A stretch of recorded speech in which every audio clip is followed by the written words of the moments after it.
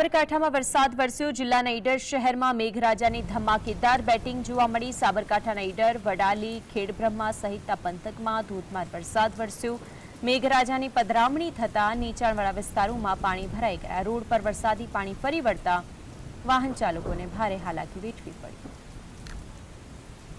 આજ અંગે વધુ માહિતી માટે સંવાદદાતા ક્ષિતિજ જોડાઈ ગયા છે। ક્ષિતિજ, જે રીતે સાબરકાંઠામાં પણ વરસાદી માહોલ જામ્યો છે, રોડ રસ્તા પર કેટલીક જગ્યાએ પાણી ભરાઈ ગયા છે, વિગતો શું?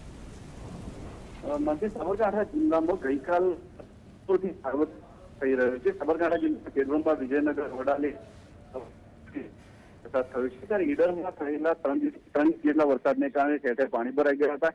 ઈડરનો જે મુખ્ય ગામમાં જવાનો માર્ગ છે તે માર્ગ ઉપર જ 2.5 ફૂટ જેટલા પાણી ભરાયા હતા, જેને લઈને વાહન ચાલકો મુશ્કેલીમાં મુકાયા હતા। નેશનલ હાઈવે નંબર 8 પર પણ પાણી ફરી વળ્યા હતા।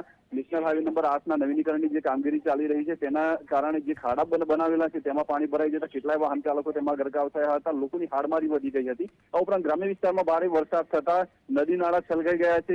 વિજયનગરની પૂર્ણ નદીમાં પણ ઉપરવાસમાં ભારે વરસાદ થવાથી પાણી આવે છે। ઉલ્લેખનીય છે કે રાજસ્થાનમાં પણ વરસાદ થઈ રહ્યો છે, તેના કારણે સાબરકાંઠાની નદીઓ બે કાંઠે વહેતી થઈ છે। જી માનશે। આભાર ક્ષિતિજ, આપનું માહિતી આપવા માટે।